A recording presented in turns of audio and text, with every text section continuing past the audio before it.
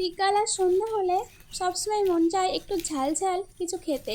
তখনই মন বলে যে কী খাবো আর কী খাবো, সবসময় তো তেলে খাবার খেতেও মন চায় না। তো একটু মনে হয় যে একটু ভেজে রাখা কিছু যদি থাকতো তাহলে মন্দ হতো না। তাই আজ বাড়িতেই বানিয়ে নিলাম চিড়ে ভাজার রেসিপি। দোকানের চিড়ে তো এত সুন্দর হয় না খেতে, তাই ভাবলাম 5 মিশিয়ে একটু চানাচুর মিশিয়ে যদি একটা চিড়ে ভাজার রেসিপি করা যায় তাহলে কেমন হয়। তার সাথে থাকবে গরম গরম দুধ চা, জাস্ট জমে যাবে। দেখে নাও ফুল রেসিপিটা। তো hello friend, welcome back to my new video. তোমাদের ফুড বাঙালিতে ওয়েলকাম। আজকে নিয়ে চলে এসেছি ঝাল ঝাল মুখরোচক চোখ চিড়ে ভাজার রেসিপি। দেখো এখানে আমি ফার্স্টে কাঠখোলাতে একটা শুকনো লঙ্কা আর কিছুটা চিনেবাদাম ভেজে নিলাম।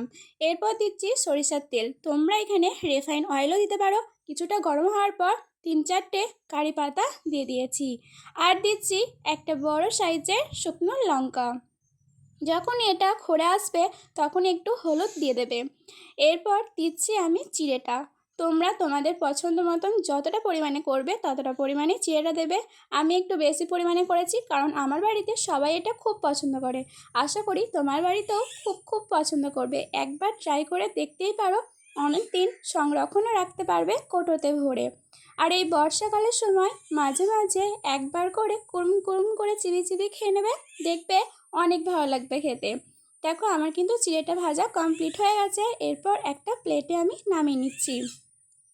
এরপর ওই যে ভেজে রেখেছিলাম চিনেবাদামটা সেটা দিয়ে দিচ্ছি। এরপর দিচ্ছি কিছুটা পরিমাণে সেও ভাজা। আমি বেশ বেশি পরিমাণেই দিয়েছি। এইগুলো যত বেশি বেশি দেবে তত কিন্তু বেশি মুখরোচক হবে খেতে।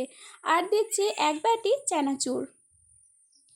আর ওপর থেকে সামান্য পরিমাণে একটু বিট লবণ দিয়ে দিচ্ছি।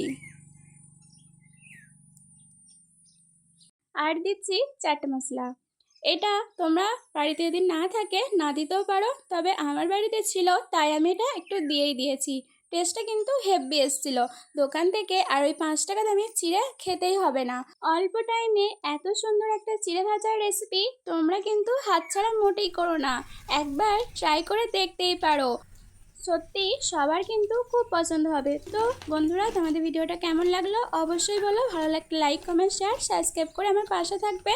আর নতুন কোনো বন্ধু আমার ভিডিও দেখে থাকলে সাবস্ক্রাইব করে আমার বন্ধু হয়ে যাও। আজকেকার মতন টাটা, সবাই অনেক ভালো থেকো, সুস্থ থেকো, বাই বাই।